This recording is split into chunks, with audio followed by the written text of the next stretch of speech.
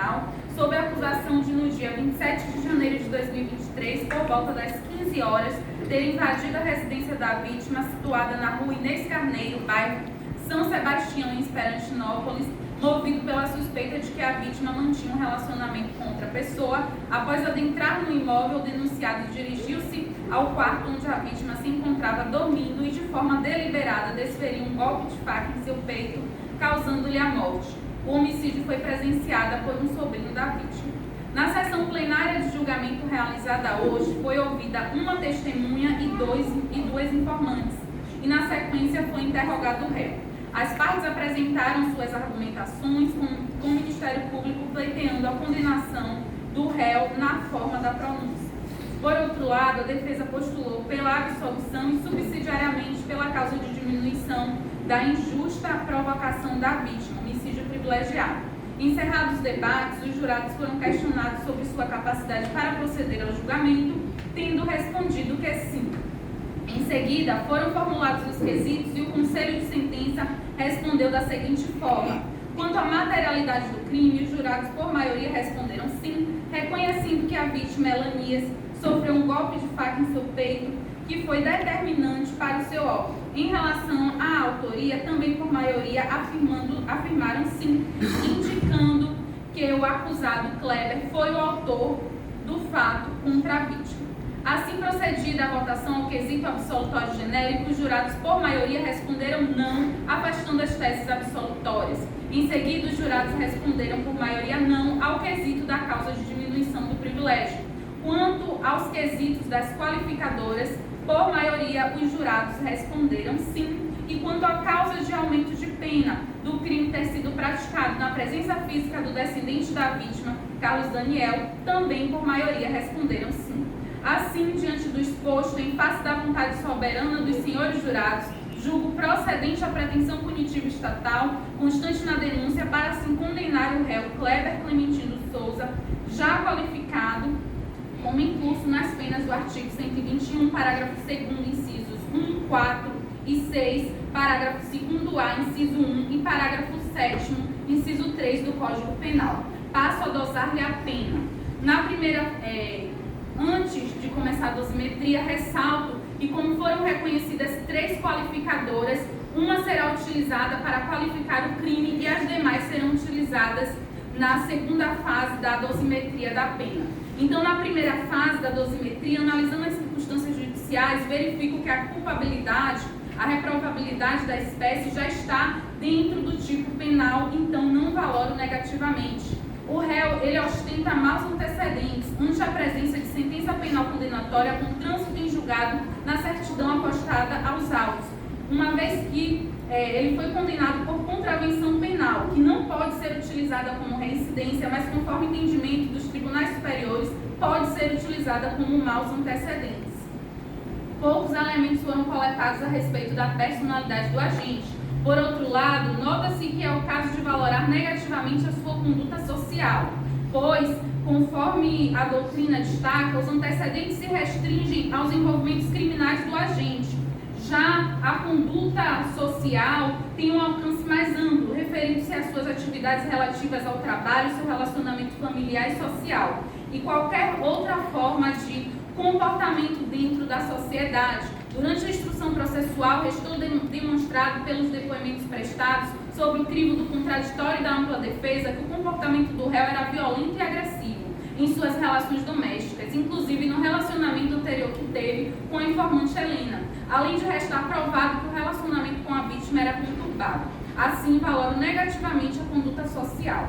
O motivo do delito foi reconhecido como torpe pelo Conselho de Sentença, uma vez que o crime foi praticado pelo sentimento de posse, ciúmes e inconformismo com o fim do relacionamento, mas, por representar uma circunstância agravante, deixo de valorar nesse momento para não incorrer no bis in idem. Quanto às consequências, são próprias do tipo, não servindo para justificar a exasperação da reprimenda.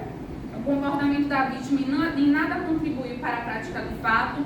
As circunstâncias do crime demonstram maior reprovabilidade da conduta, mas essas circunstâncias de ter sido praticado na presença do sobrinho da vítima, que era menor de idade, e também com um mecanismo que dificultou ou impossibilitou a defesa da vítima, também serão utilizadas na próxima fase da dosimetria da pena.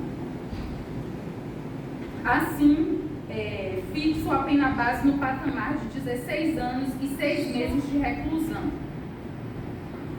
Agora, com relação à segunda fase, verifico a presença de uma circunstância atenuante, que é a confissão espontânea, e de duas agravantes, do motivo torpe e do recurso que dificultou ou impediu a defesa da vítima. Desse modo, compenso a circunstância atenuante da confissão com o motivo torpe e utilizo tão somente para majorar a pena uma das agravantes, que é o recurso que dificultou ou impediu a defesa da vítima. Assim, fixo a pena intermediária em 19 anos e 3 meses de reclusão. Na terceira fase da dosimetria da pena, não há causa de diminuição, tendo sido reconhecido pelos jurados a causa de aumento de pena prevista no artigo 121, parágrafo 7º, inciso 3 do Código Penal. Uma vez que o crime foi praticado na presença de descendente e levando em consideração que ele era menor de idade, um adolescente à época dos fatos, aumento pela metade a pena, fixando a pena definitiva em 28 anos, 10 meses e 15 dias de reclusão em regime inicial fechado. Considerando que o réu ficou preso preventivamente no período de 29 de janeiro até 30/8, deixo de aplicar a detração, que será apreciada pelo juízo da execução penal, já que não implicará em alteração do regime inicial de cumprimento de pena. Nego a possibilidade de substituição da pena ou de aplicação da suspensão condicional da pena diante da ausência dos requisitos legais. Além disso, observo que subsistem os motivos que ensejaram a decretação da prisão preventiva do acusado. Assim, nego ao réu o direito de apelar em liberdade. O réu não poderá aguardar em liberdade o trânsito em julgado desta sentença pelo regime prisional imposto, pois a aplicação da lei penal deve ser garantida, notadamente após a condenação.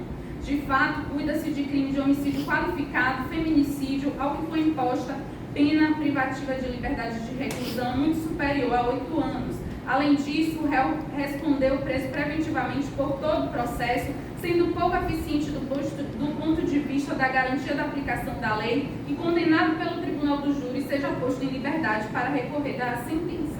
Quanto à indenização da vítima, o Ministério Público requereu o pedido de reparação por danos materiais e morais às vítimas, sugerindo o quanto indenizatório de R$ 150 mil. A jurisprudência do STJ utiliza como parâmetro para a fixação do quanto do dano moral o critério bifásico. Seguindo esse critério, na primeira fase, haja visto o interesse jurídico lesado e os precedentes oriundos de casos semelhantes, deve-se estabelecer um valor básico para a indenização. Na segunda fase, ponderam-se as circunstâncias do caso concreto com vistas aos princípios da razoabilidade, da proporcionalidade, do caráter compensatório e punitivo da indenização e a natureza da ofensa e gravidade do ilícito. Diante dessas premissas, levando em consideração o entendimento da jurisprudência pátria para casos análogos e a gravidade do fato, fixo a título de danos morais R$ 50 mil, que será pago aos sucessores da vítima. Então, condeno ainda o réu ao pagamento das custas processuais. Então, está encerrada a presente sessão. Eu agradeço a presença de todos, cumprimento mais uma vez o ilustre representante do Ministério Público, o nobre advogado da defesa, os servidores que colaboraram para